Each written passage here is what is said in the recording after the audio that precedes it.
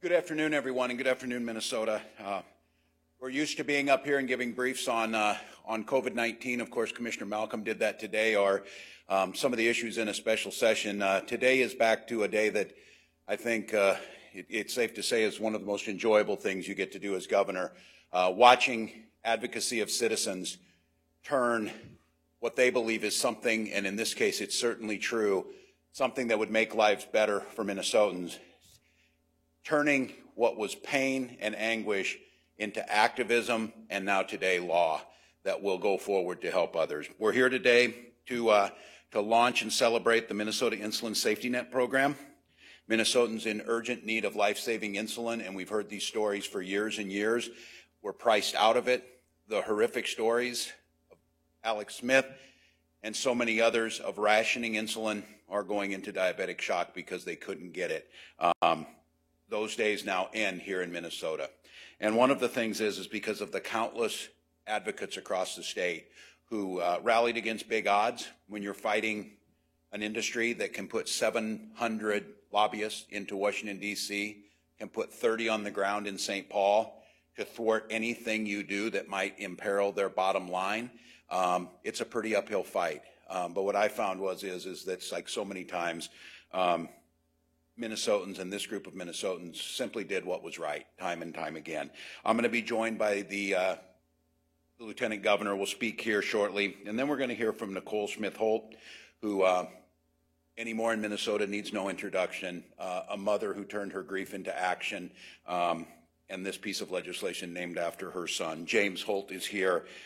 Alexis Stanley, who I got to know during this campaign of change, who simply turned passion and advocacy and a gift for articulating clearly what's at stake to becoming a change agent, and one that this will not be the last you see of Alexis Stanley, I'm sure. And then we have that combination of activists combining with talented legislators and leaders in Representative Howard and Senator Little, two of our chief authors who turned this in, worked together, find common ground, and we're able to get this thing across the finish line. So this piece of legislation, the Insulin Safety Net program, does two things. The Urgent Need program makes eligible Minnesotans receive once a year a 30-day supply of insulin immediately at their pharmacy, no more than $35 copay. And then the Continuing Need program for eligible Minnesotans to receive up to a year's supply of insulin for no more than $50 per 90-day refill. This is a triage bill. This is one that stepped in and filled an incredibly important need, but it also proved the inaffordability of pharmaceuticals is still and remains a problem.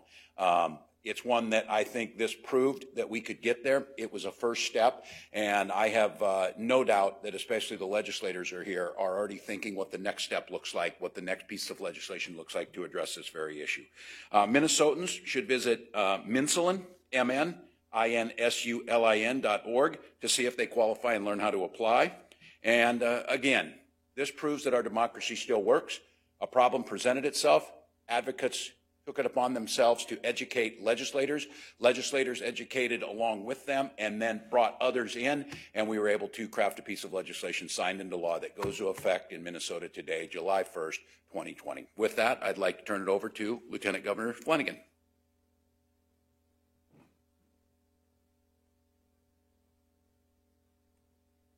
Thank you, Governor. And today is a day that we have been waiting for years, and that the advocates in this room have been working towards for years. The day that the Alex Smith Insulin Affordability Act goes into effect. Together, we have built a safety net for thousands of Minnesotans with diabetes. Beginning today, no one will be forced to choose between paying their rent or putting food on the table and the life-saving insulin they need to survive. This law will save lives. We did not face an easy fight. The odds were against us. But the power of a friend's concern, a legislator's determination, and above all else, a mother's love didn't just get this bill across the finish line. You built a bipartisan coalition with near unanimous support in a divided legislature. It's a big deal. That is the power of your stories, the power of the memories, and the power of Alec's story specifically. Today is a celebration. And the news from Big Pharma late last night will not dull this victory. They may continue fighting, but so will we. And we have the advantage of being right. And it is truly my honor to be with you today. I talked to my daughter today. She said, "Mom, why do you have to go to the office?" Because she's gotten used to me working from the kitchen table. And I told her the story about Nicole, about a mom who was an advocate for her kid and who fought very hard to make sure that everyone who needed insulin could afford it. And we talked about Big Pharma and that there's some folks now who are fighting back to try to prevent this from happening, simply due to money. And she said, "Mom, that's not fair. That's not right. If people need medicine, they should get it." And I think if a 7-year-old child can understand that, we know that Minnesotans understand that too. And so it is just my privilege, and I have to tell you, I've been able to introduce Nicole Smith Holt and James Holt at other press conferences, but today it feels particularly sweet as we come together. So with that, it is now my absolute honor to invite Nicole Smith Holt and James Holt to the podium to say a few words.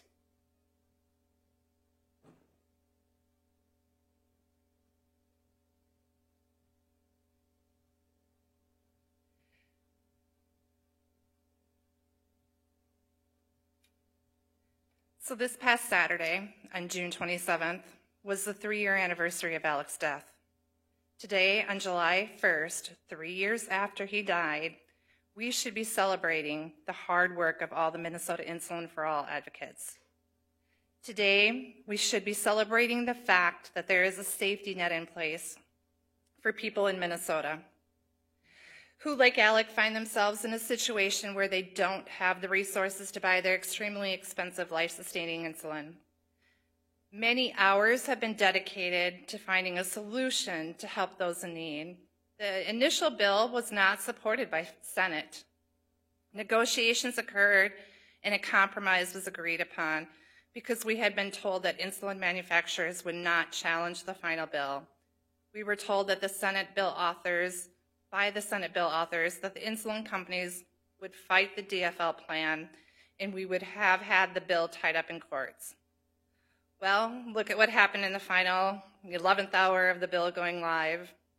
A lawsuit from Pharma to say that the decision of Pharma to challenge on behalf of the 3 insulin manufacturers, Alec's Law, on the eve of its implementation is a tragedy. That's an understatement. This law was designed to provide insulin-dependent diabetics who faced with being able to unafford the high cost of their insulin with emergency access to this life-sustaining drug.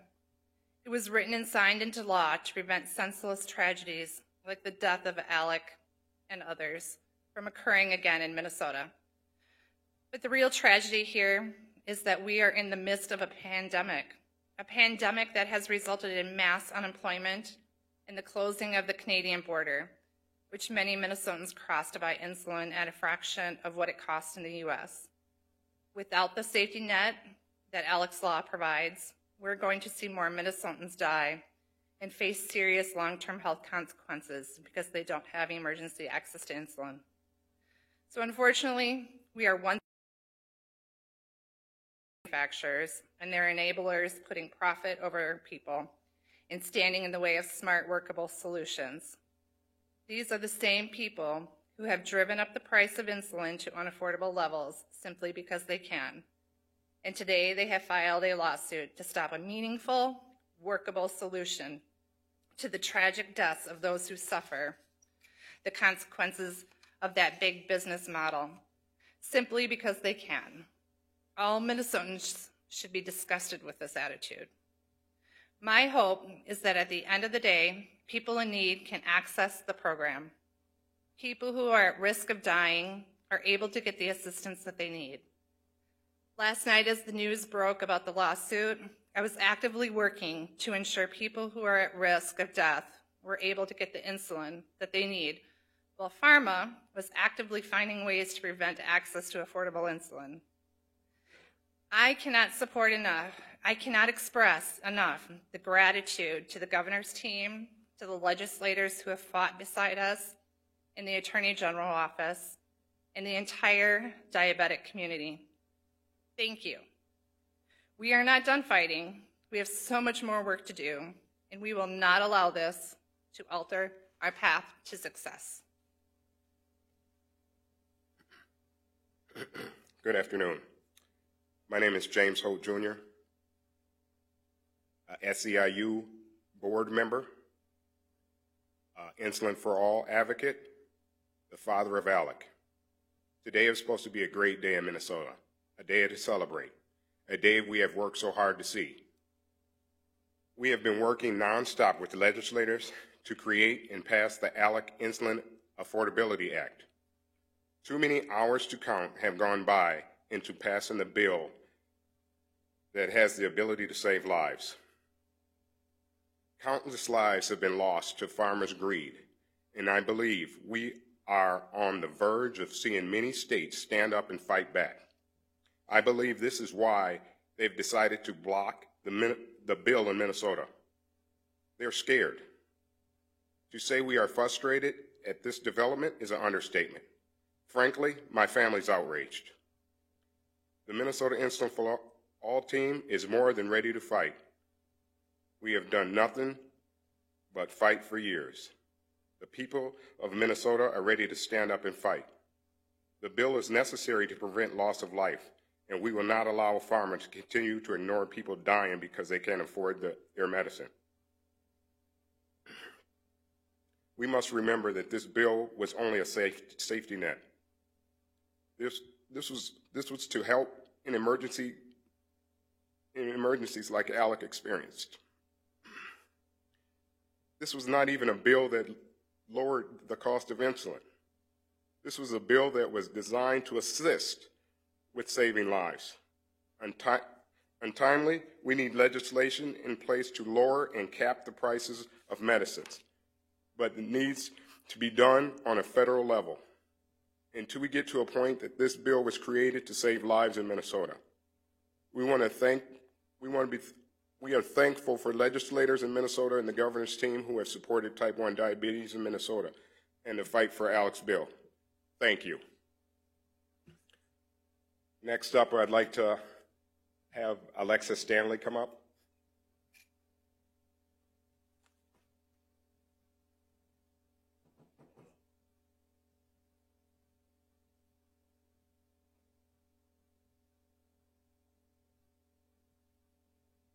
Hi, my name is Alexis Stanley. I'm 21 years old, and I go to Concordia University in St. Paul. I've been type 1 diabetic for 2 years now, and have also been fighting for Alec's bill for about that same amount of time. I spent a lot of time yesterday, happy and excited, trying to figure out how to express my emotions about Alec's bill being implemented today across the state of Minnesota. Around 9 p.m. last night, I saw a tweet about the pharmaceutical companies suing the state of Minnesota and trying to halt the implementation of this life-saving bill, and the happy and excited mood I was in turned into tears and a phone call to my parents. On Monday, I went to pick up my prescription of insulin for the month of July. The retail price of my 30-day supply was $659. I wasn't shocked or surprised, because it's always been that high, if not higher. Since being diagnosed back in 2018, the retail price of my insulin went from around $250 a vial to $330. That's an $80 increase with no change to the insulin at all. We are living in a pandemic. In May, 302,000 Minnesotans were unemployed. That means 302,000 Minnesotans are out of health insurance and income. Today is July 1st. Rent is due for many across the state. Imagine going to pick up your monthly supply of insulin, having to pay $659 just to stay alive, and then having to pay another $500 to $1,000 for rent, a place to live, all while being unemployed and uninsured. Alec's bill was created to save lives. Thousands of diabetics throughout the state of Minnesota are relying on this bill. Thousands of diabetics' lives will be saved because of this bill. Our lives, they're already hard. The pharmaceutical companies that decided to sue the state of Minnesota in the 11th hour before the bill was implemented are trying to make them harder. This program gives people a chance to avoid rationing their insulin. The fact that these companies said that they've advocated for real policy reforms is appalling. That is insulting to all the Insulin for All advocates that have been tirelessly fighting and advocating for the real policy reforms. These companies claim to have solutions to our problems already in place, but if that was the case, 1 in 4 diabetics would not be rationing their insulin. I'm 21. 5 more years and I'm off my parents' insurance. This bill means the world to me. I see myself in Alec every single time I talk to Nicole and James.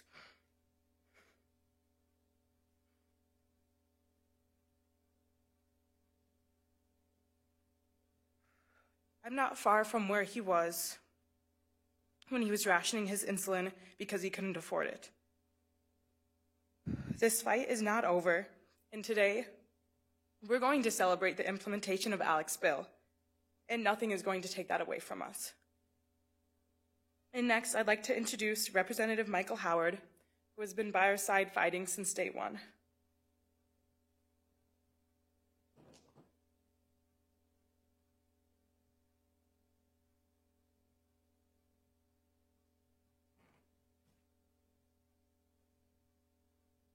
Good afternoon.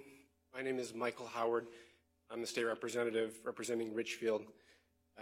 And today is a good day.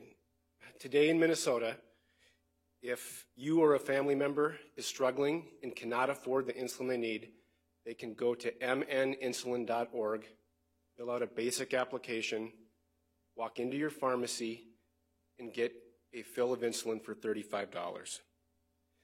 This may sound like a small change for folks, but for thousands of Minnesotans across the state, this is a life or death change. And because of Alec, this law will save lives. And today is about Alec, and it's about the Minnesotans like Nicole and James and Alexis and countless others that fought the battle and won and delivered this piece of legislation that will ensure that no one loses their life because they can't afford the insulin. And so I want to share just a couple important messages to Minnesotans today in the wake of the last-minute lawsuit filed by Big Pharma, which I think part of the intent is to confuse Minnesotans. And make no mistake, today, Alec's law is the law of the land in Minnesota. You can go to the website, mninsulin.org, utilize this program, and get the insulin you need to survive. We are moving forward, and this law is the law of the land. And the other important message is that this fight isn't over. We've heard that today, and Minnesotans have stood with folks like James and Nicole and Alexis, and we need you to stand again and fight together against truly a soulless industry that will do anything to protect their profits. And let's just be clear about why we're here. This vial of insulin that cost about $30 now costs more than $300. If Big Pharma didn't want to face Alec's law, what they could do is make this life-necessary drug affordable to Minnesotans. This is an industry that raised prices 1,200%. This is an industry that's fought in Washington, D.C. to prevent biosimilars to come to market at a lower price. This is an industry that's pulled out of the R&D in insulin because they know that this is a cash cow for them. This is an industry that profited $20 billion last year. And it's an industry that fought tooth and nail unsuccessfully to stop Alec's law. And so today is a good day, and I'm resolved, along with others, that we will continue to win. And I hope it's all right. I'm going to share, Nicole and I were texting last night, and the last thing she said was, I know in the end we will win. And we will. Thank you. Next, I want to introduce Senator Matt Little.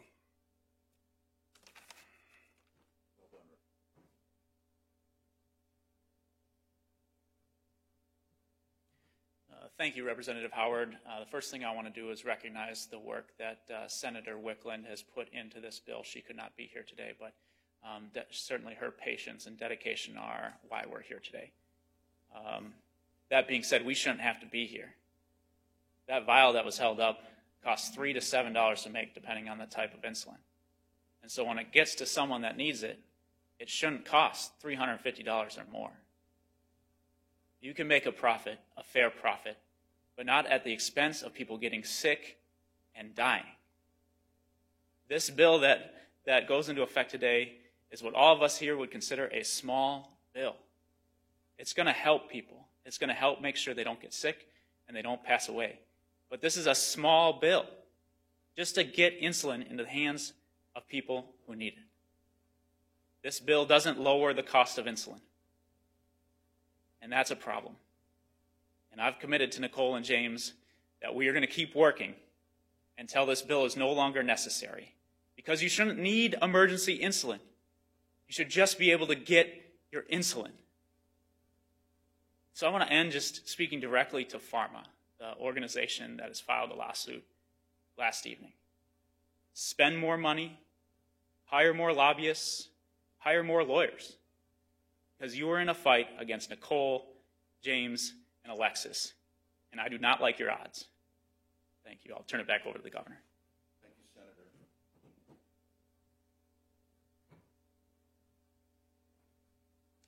Well, thank you to each of you. And again, I would mention I'm not surprised that PhRMA tried to put themselves into this so that they could get into the story. But I'll go with what Nicole's last text was. We will win. And today is not PhRMA's day. Today is Alex's day. And with that being said, I, as governor of Minnesota, would like to issue the following proclamation. Whereas the price of insulin has increased 1,200% since 2001. Whereas when Alex Smith turned 26, he was no longer covered by his parents' health insurance and rationed his supply of insulin because he could not afford that. Whereas Alex Smith dreamed to open his own restaurant was taken from him in 2017 when he died from ketoacidosis after rationing his insulin. And whereas Nicole Smith Holt and James Holt bravely shared Alex's story and advocated for legislation to hold pharmaceutical companies accountable so that no one loses a family member because they cannot afford insulin. Whereas on July 1st, 2020, the Alex Smith Insulin Affordability Act goes into effect to provide a safety net for people in Minnesota struggling to afford their insulin. Whereas we must continue to fight for access to affordable prescription drugs and health care in Alex's name. Now, therefore, I, Tim Walz, Governor of Minnesota, do hereby proclaim Wednesday, July 1st, 2020 as Alex Smith Day across the entire state of Minnesota. Thank you all for the advocacy that you've done. Thank you for making a difference in countless lives.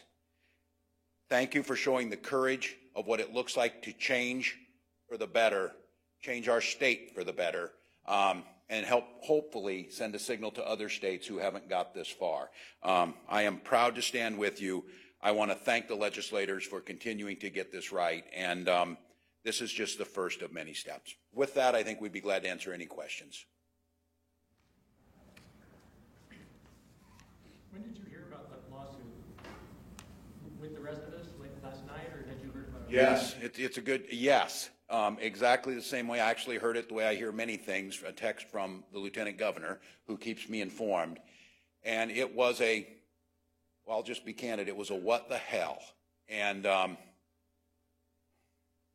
thing that's most frustrating about this, and I think you heard Nicole because she understands very clearly how legislation works, we compromised on this bill with them to set down, and we were assured if we did that under what they were trying to do, that they would not bring this to court, and this would be a way to find a common ground. Just to be clear, these folks have access to every single telephone number. They have my phone number. I never heard a word. I heard no inkling they were going to do this. I heard no chatter at all. And I don't know for the rest of you that. So very frustrating, very typical. I got to be honest, they did something I didn't think was possible. They're more hated than COVID-19. How do you do this? How do you decide to be so awful on the day before this? They knew what today was. They would have anticipated that we were going to bring the family here and talk about this. And my hope was, in my remarks, to talk about the willingness of pharma to maybe help, but there's more they could do, but we appreciate that they were trying to help. But oh no, it just for 1 minute, a shred of humanity might have been running through things. They decided to take that. So I again apologize that I am as deeply frustrated and angry as the folks up here are. You were sure, because like the rest of us, it was this sort of vague wink, wink, nudge, nudge through some Republican senators that pharma was not going to sue. Were you assured directly by representatives of either the manufacturers or the association? Yes, we were told they weren't going to sue. By who? Well, I don't know if the legislators know on this. I mean, when it comes back and our team's in the room, that I don't know if this is the vague they that we need to get at, but it was my impression. Maybe Senator Little, if you want to. I was a little bit, I guess, not happy that I heard when to respond to this, that the response was the timing was bad on this. This isn't just about bad timing. This is about bad faith and a whole lot of other bad things. So, Senator, if you have a better idea. Thanks, Governor, and I think that's a pertinent question for today. It was said on the floor, and it was said in a lot of our private conversations and in our ad hoc working groups that we should do this version because at least we can have something on the books that won't get sued. I mean, we were told that multiple times. And so I think this is a great question that you should reach out to Senator Jensen and Senator Pratt on, because these are the things that they were saying. Thank you. Governor, have you or Senator Little, have you talked to your Republican colleagues about this since this happened last night, about what happened, what changed, if they were the ones that were saying the lawsuit wasn't going to happen? No, I have not. I'll let Representative Howard speak. I have not. And again, it's pretty strange that something this big that I would hear it and we would hear it via news when it's announced. That seems pretty strange to me.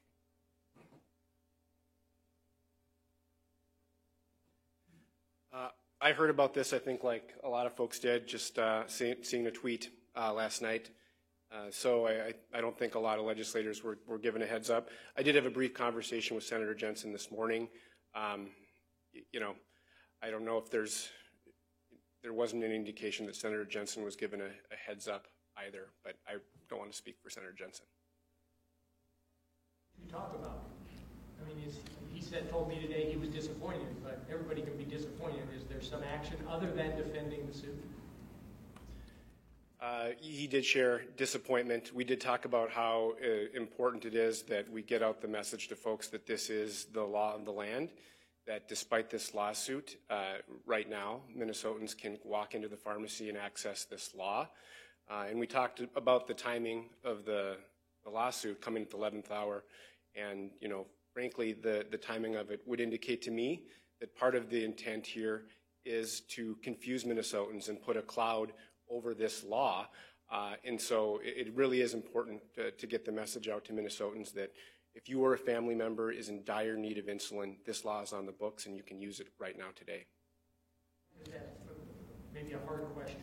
Do you believe that pharma misled those senators, or that those senators misled you?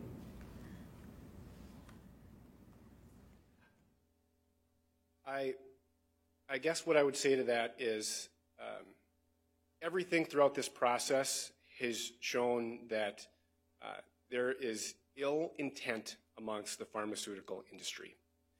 They have not been honest, they have not been clear, they have not been straightforward, they have not been willing to come before a committee and show their face.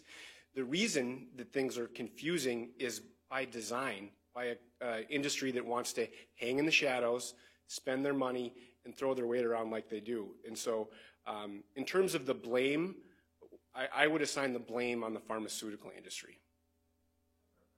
Let's look to Peter's initial question, because I know you had talked at least once to the pharmaceutical companies themselves on the phone.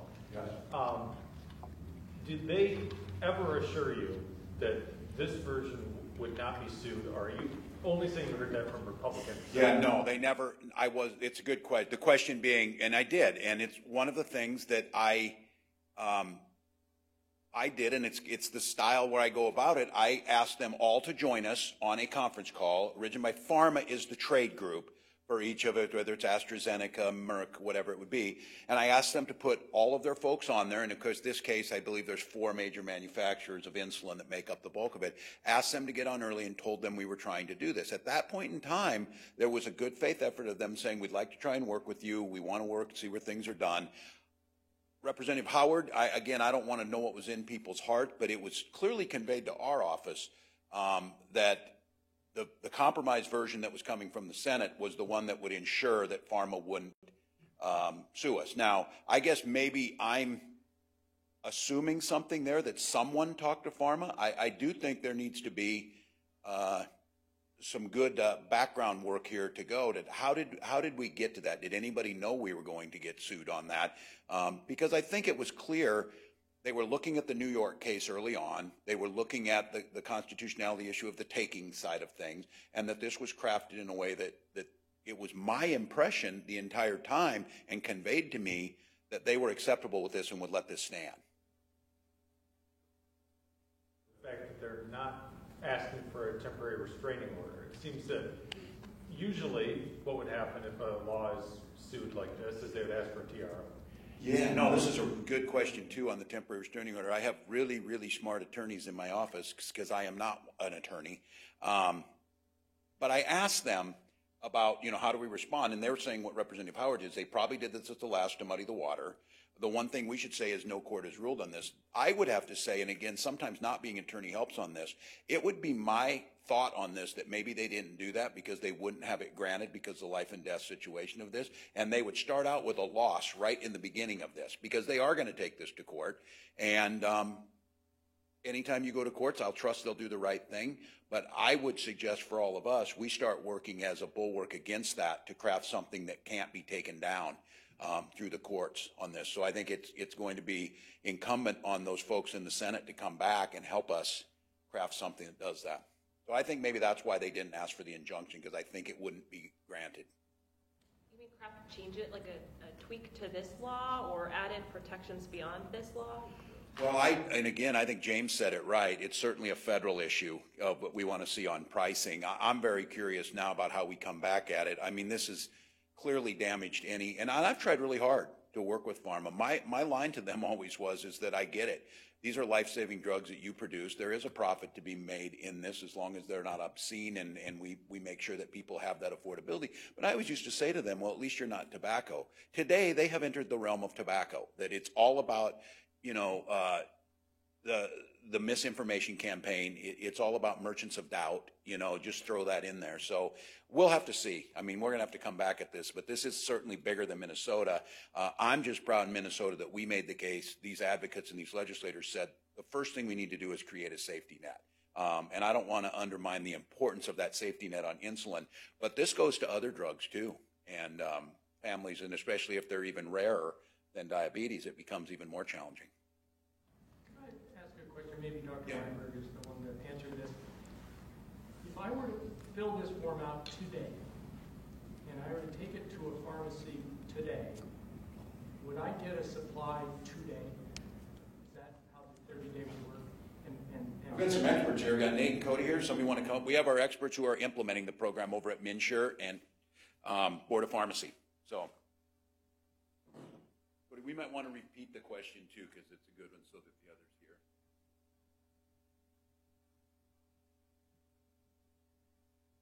I did hear your question. The answer to the question is yes. I can't certainly get into specifics about the lawsuit, but I did discuss things with MNsure this morning. We are carrying on with this program. We've done a lot of work over the last 10 weeks to get it up and running. And our direction from the Board of Pharmacy to pharmacies is this law is currently in effect, and they need to follow it, and I think they will. So, yes, if people go in today, they should be able to get their insulin. Thank you. A different topic? Sure. Do we have any more on this? And then I would be glad to Go off topic? Sure, go right ahead. Is there any update on your decision-making or thinking around a mask mandate, a statewide mask mandate, and what are you considering right now as you assess that? Yeah, well, the question around mask and wearing masks, and I've been talking about it now, it feels like most of my life, but for a long time, the easiest thing we can do, wear a mask, social distance. We saw this become unnecessarily political. I will say this, that I can tell you this is changing quickly. I watched the Vice President get off Air Force Two, walk down the steps with a mask on into Arizona. Just recall that just a little over a month ago, the Vice President did not wear a mask in the Mayo Clinic as we were meeting people. So that has changed.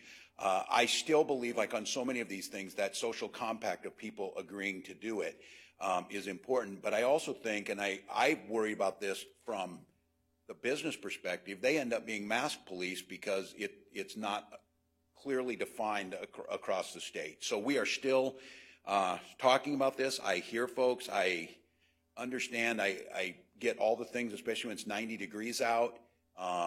Not the most comfortable thing, but it is the single most effective thing we can do to protect others, slow the spread of COVID-19. And in a rising, if you're not terrified with what Dr. Fauci said, that we could quickly approach 100,000 cases in this country, and the fear that the hodgepodge and the different rules across the country are creating just an untenable situation, we're looking at here what we can do, because as I've said all along, my goal was to get us to a sustainable place where we could manage with COVID for as long as we needed to with the least amount of disruption to people's lives. So yes, we are still in that process. We continue to reevaluate daily. And again, I think the question got asked by someone last week, does our thinking change as we start to see these numbers in other states? Yes, absolutely, but we're still looking at our own. I would say again, we're at about, our positivity infection rate is 3.7%. The difference between that and that's a 7-day average. That's up from 3.6, so a little bit there. But Arizona's now at 15%. And so the mask mandate, and I think as you see it even in Republican-led states, they are starting to implement these. So Republicans are having hearings today talking about the looting and vandalism after George Floyd's death. Can you just comment on that, the accountability, and what they're doing? Well, first of all, we do always need to take a look at responses, especially something of the magnitude of what happened. We need to understand why the police response led to George Floyd's death, and then what the responses were afterwards. I certainly welcome that. The thing that I'm a little bit, I guess, frustrated about, I was on the phone this morning along with the Lieutenant Governor with the families of 8 folks who died in police custody: Jamar Clark, Philando Castillo, Ardell Sherrill, others. And they're just really, really frustrated. Why is the first hearing that the Senate held not on what happened there? Why are we not talking about that? Why did we leave without responding to the Democratic proposal out of the House on what we can do? So my response to this is that I certainly welcome always. I'm big on after action reports and us doing 360s on everything we do, coming back and making changes. We saw it in real time where we had responses to journalists that were inappropriate, where we had several journalists detained. I did everything I could immediately to correct that. I've asked my agencies to go back and look as how do we make sure we don't make that mistake again. So if this is done in a true bipartisan spirit of trying to find that, I think that is absolutely welcome. I do think, though, it's sending a real mixed message where the House is focusing on police reforms that, again, had George Floyd not been pinned on the neck and murdered out there on that street, I would have to say there's probably a pretty good chance everything that happened after that would not have gone that way. So as long as we have to tell the whole story, we need to get that, but I welcome that after action. If not, Governor, perhaps you can present the proclamation. Yes.